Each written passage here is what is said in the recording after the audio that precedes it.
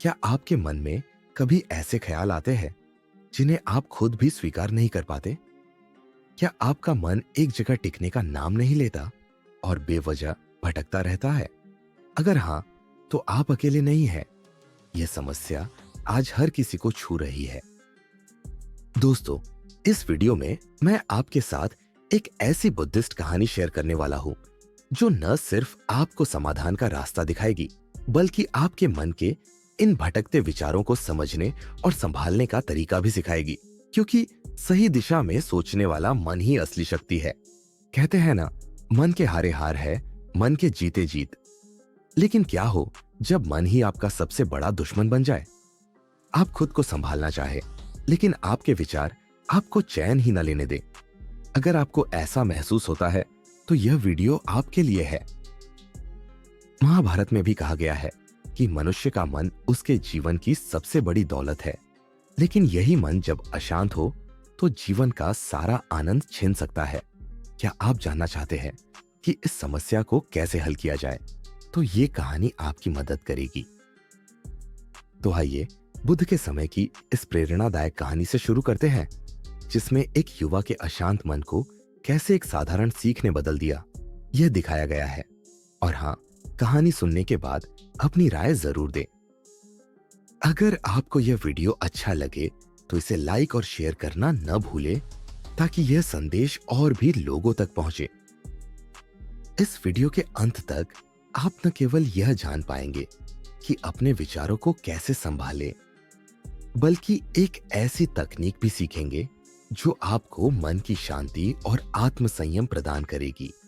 तो वीडियो को अंत तक जरूर देखें। बुद्ध की कहानी, अश्लील विचार और भटकते मन का समाधान।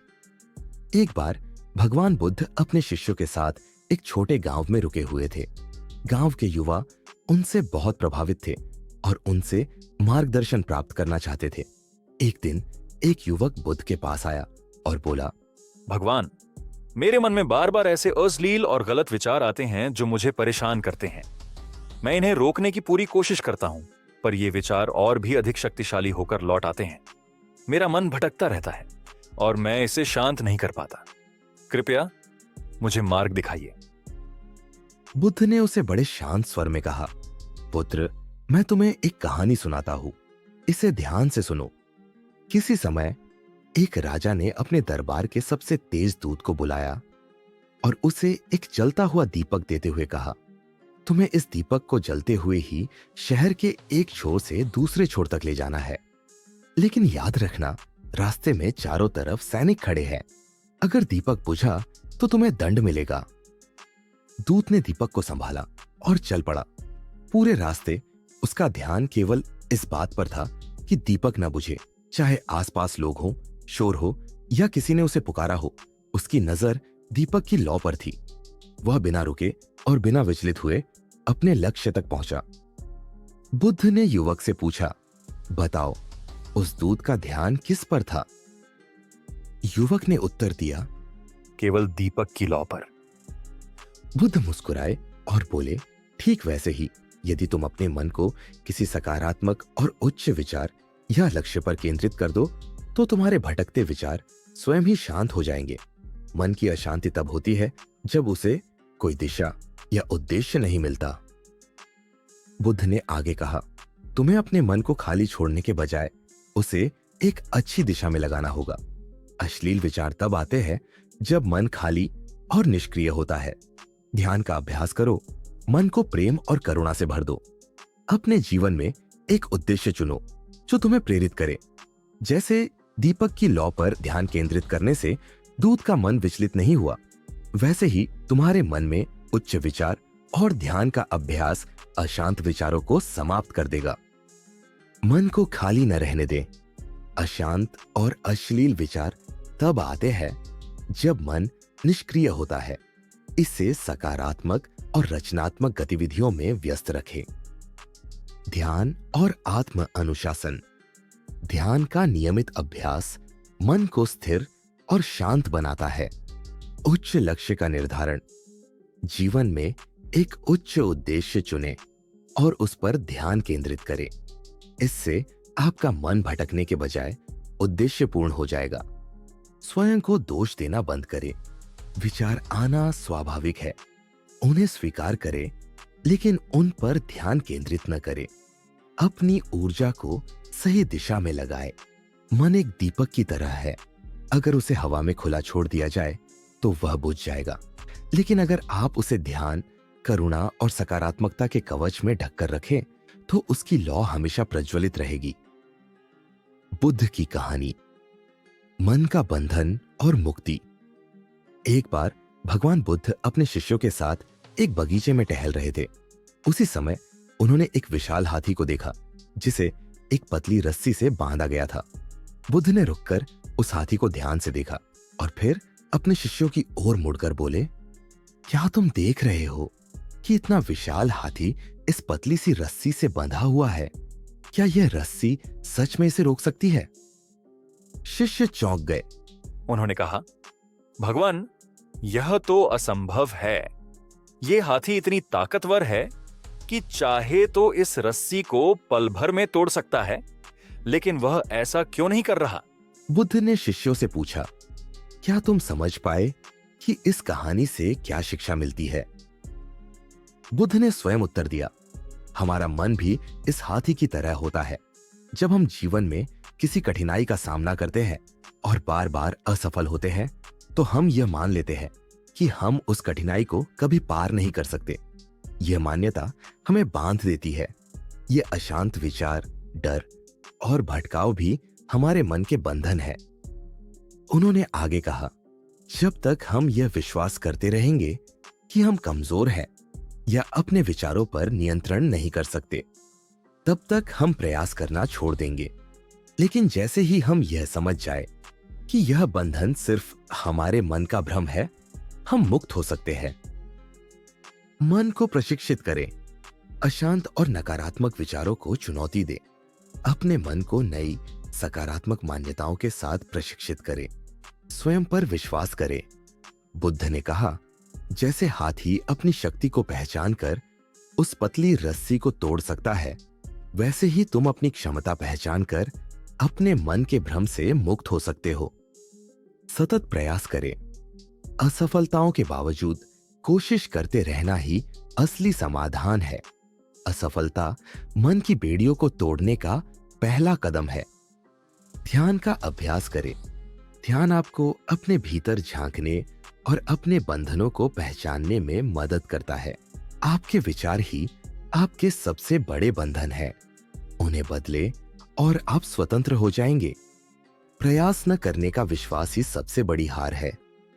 आपका वास्तविक सामर्थ्य आपके भीतर छिपा है, बस उसे पहचानने की जरूरत है। ध्यान और आत्म अवलोकन से मन की बेड़ियां टूट सकती हैं। यह कहानी हमें यह सिखाती है कि हमारे मन का भ्रम ही हमें बंधन में रखता है। अगर हम अपने भीतर की शक्ति को पहचान ले तो कोई भी बंधन हमें रोक नहीं सकता। दोस्तों, अगर इस कहानी ने आपके मन को छुआ है और आपको समाधान की एक नई दिशा दिखाई है तो इसे लाइक करना न भूलें। हो सकता है ये कहानी किसी और के जीवन को भी बदलने में मदद करे। इसे शेयर करके आप दूसरों के लिए प्रेरणा का स्रोत बन सकते हैं।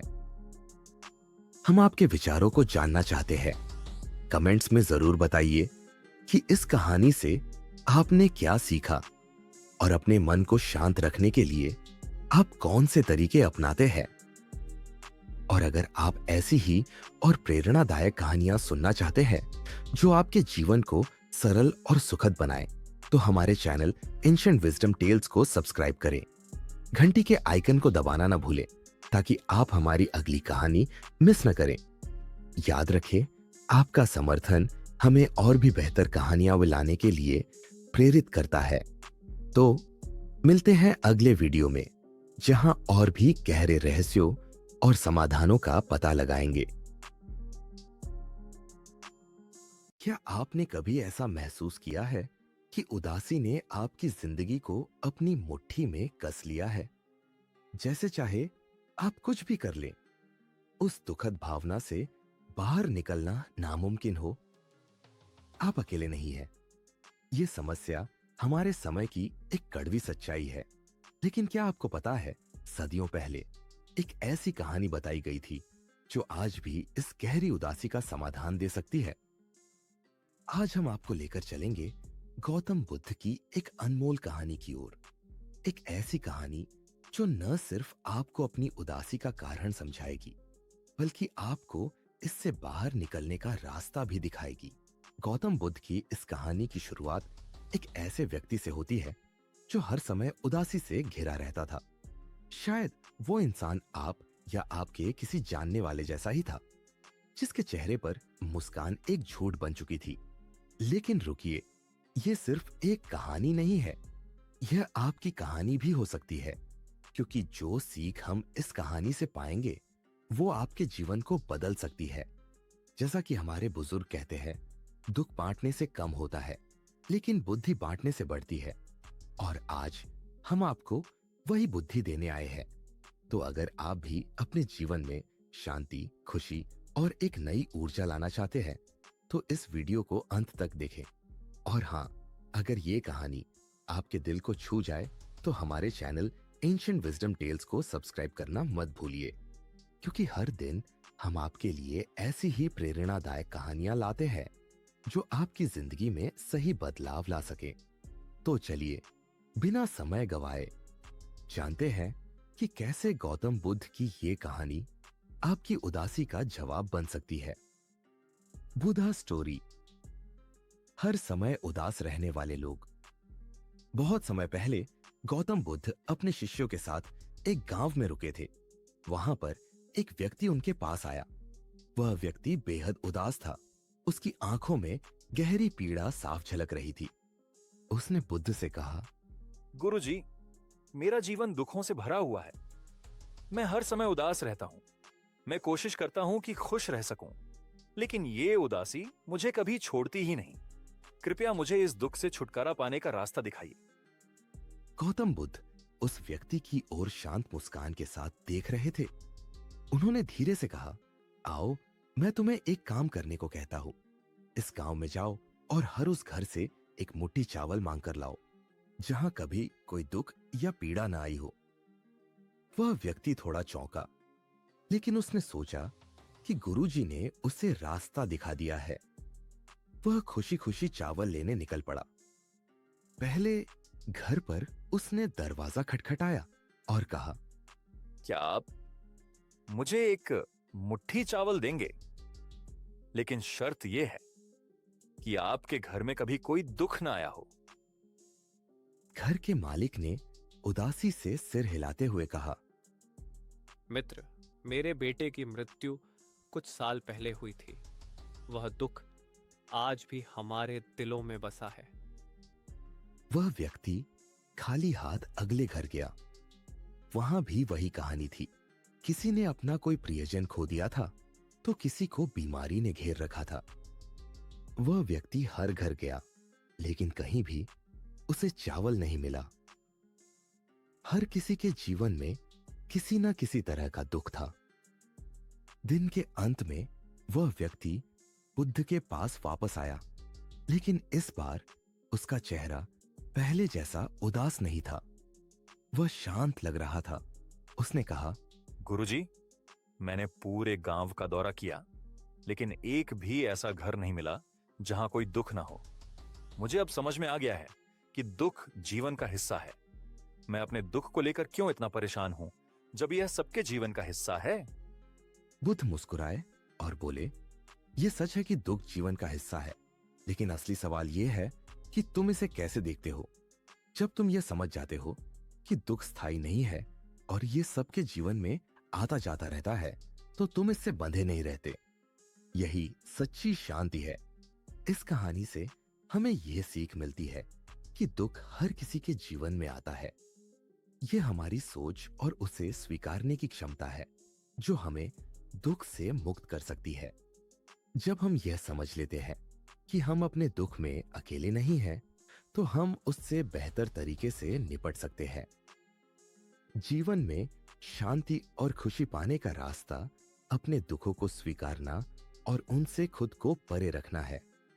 याद रखें, दुख और सुख दोनों ही जीवन का हिस्सा है, लेकिन हमारा दृष्टिकोण हमें यह तय करने में मदद करता है कि हम इन परिस्थितियों को कैसे अनुभव करते हैं।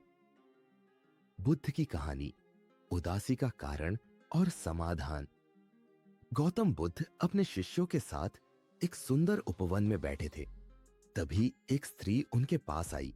उसकी आंखें आंसुओं से भरी हुई थी और उसका चेहरा गहरी उदासी में डूबा हुआ था। उसने बुद्ध से कहा, गुरुजी, मेरे जीवन में कुछ भी अच्छा नहीं हो रहा है। हर समय उदासी ने मुझे घेर रखा है। ऐसा लगता है जैसे मेरी सारी खुशियां मुझसे दूर हो चुकी हैं। मैं इस दुख से बाहर कैसे निकलूं? गौतम बुद्ध ने उसे ध्यान से देखा और धीरे से मुस्कुराए।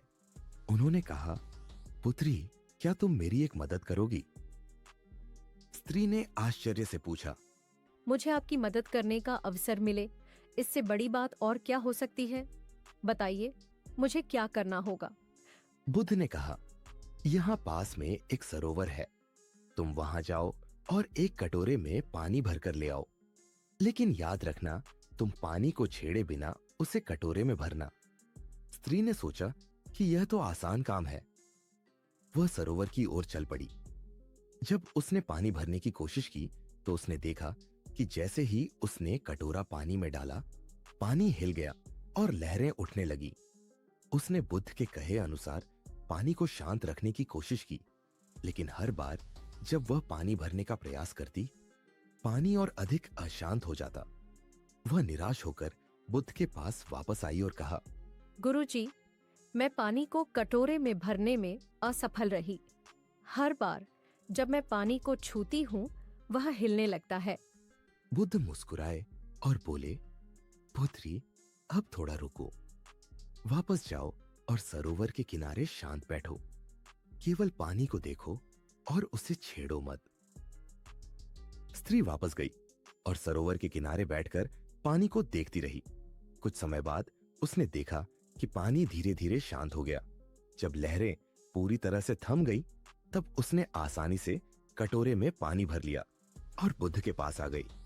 बुद्ध ने उससे पूछा, अब बताओ, तुमने पानी को कैसे भरा?